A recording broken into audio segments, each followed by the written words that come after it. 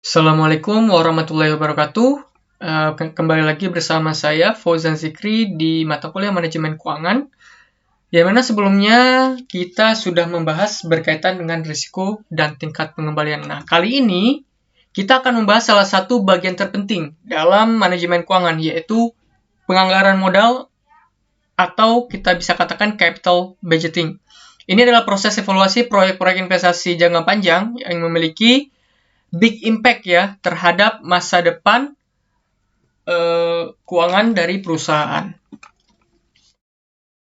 Oke, kita masuk ke penganggaran modal ya. Nah, kita coba masuk ke penganggaran modal.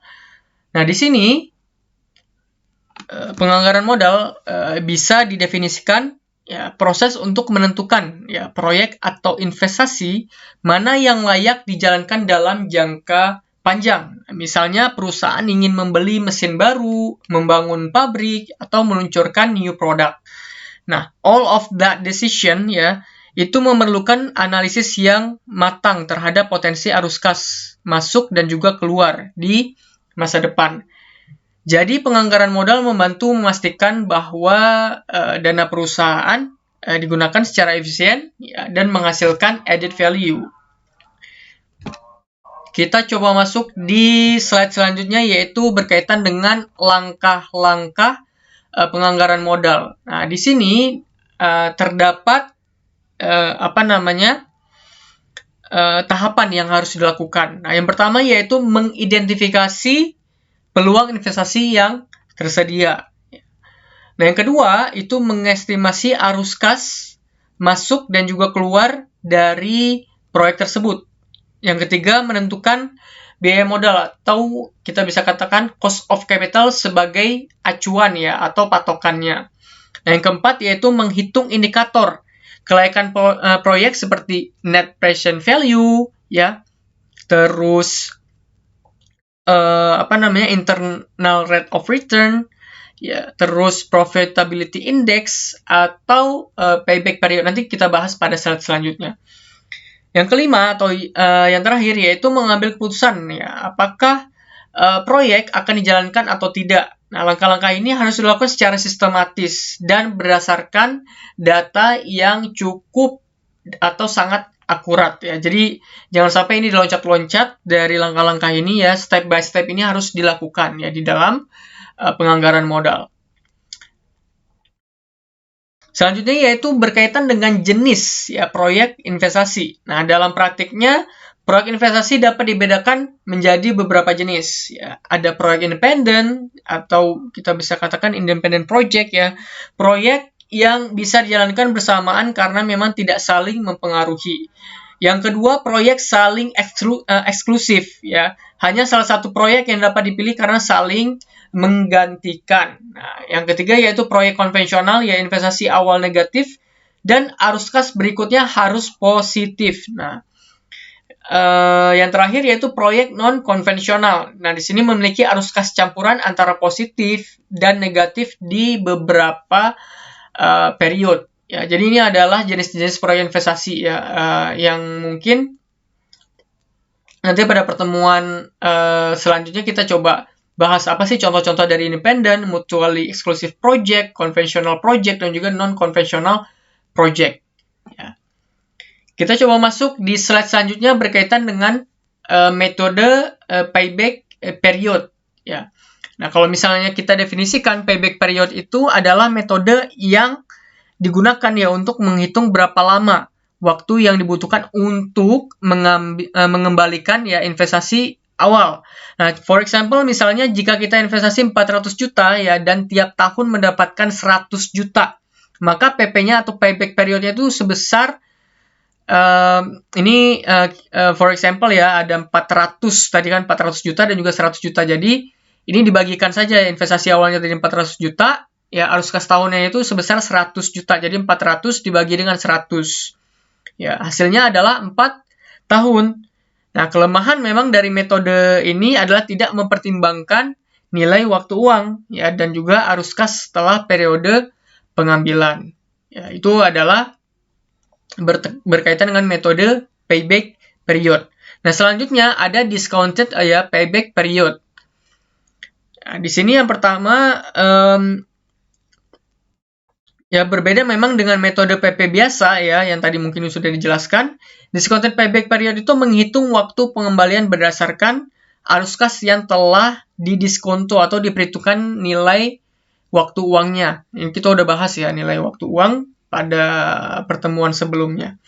Nah, ini memberikan hasil yang lebih akurat khususnya untuk proyek yang sifatnya long term yang nilai uangnya bisa berubah karena memang ada inflasi atau other factor. Nah, proyek yang PP diskontonya itu lebih pendek dari usia proyek umumnya dianggap feasible atau layak. Itu berkaitan dengan discounted payback period. Nah, tadi ada metode Tadi ada metode PP payback period. Nah, selanjutnya ada profitability index. Apa itu profitability index? Indeks profitabilitas yang digunakan memang untuk mengukur seberapa besar nilai sekarang dari arus kas yang dihasilkan dibandingkan dengan investasi awal.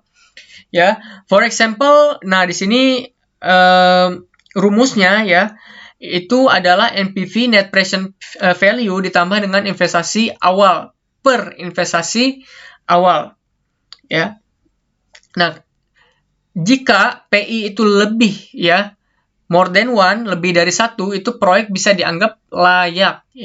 Kalau misalnya PI-nya profitability index-nya itu kurang dari satu, proyeknya itu tidak feasible Jadi PI ini memang berguna untuk membandingkan atau mengkomparasi beberapa proyek dengan investasi yang berbeda karena memang investasi itu tidak hanya 1, 2, 3, tapi mungkin ada beberapa jalur untuk kita ingin menginvestasikan suatu proyek. Nah, selanjutnya ada net present value. Net present value adalah metode yang paling banyak digunakan karena memang mempertimbangkan seluruh arus kas dan juga nilai waktu uang time value of money. Nah, jumlah dari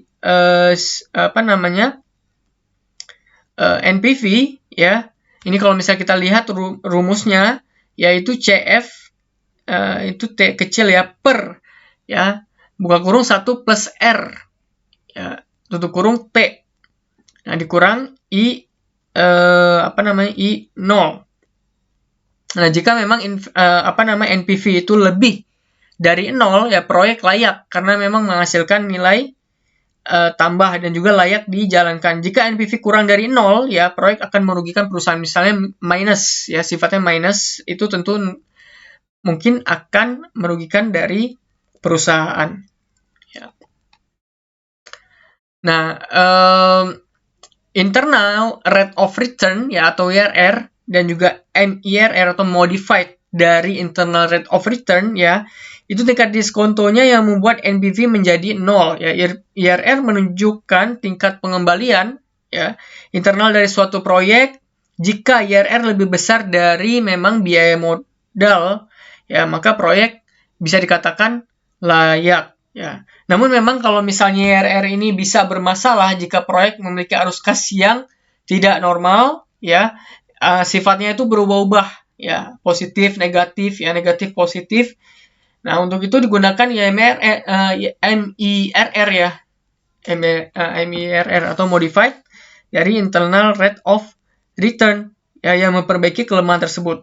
Jadi MIRR ini lebih realistis karena memang mempertimbangkan reinvestasi arus kas. Nah, kesimpulannya, penganggaran modal tentu membantu memilih investasi yang terbaik Terus yang kedua, gunakan metode PP, NPV, IRR, PI untuk analisis terkait dengan kelayakan.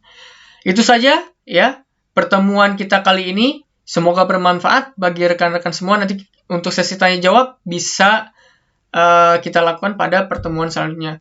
Thank you for your attention. Wassalamualaikum warahmatullahi wabarakatuh.